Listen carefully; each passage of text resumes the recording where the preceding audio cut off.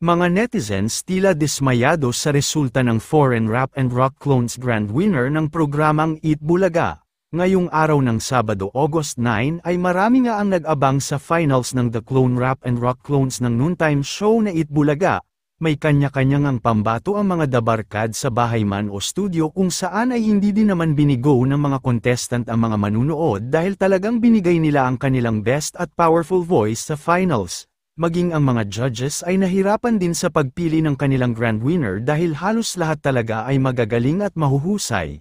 Bagamat lahat ay binigay ang kanilang best, syempre ay may mananalo at mangingibabaw sa lahat.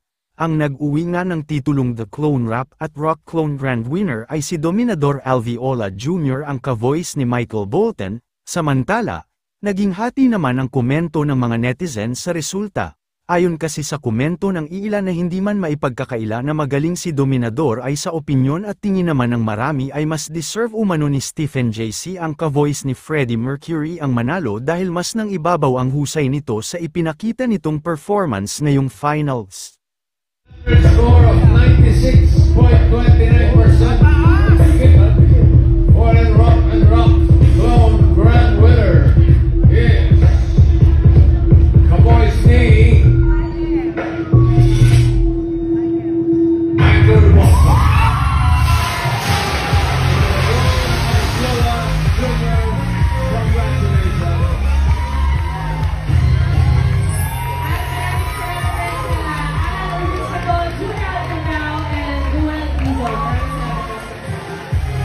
See you Monday, number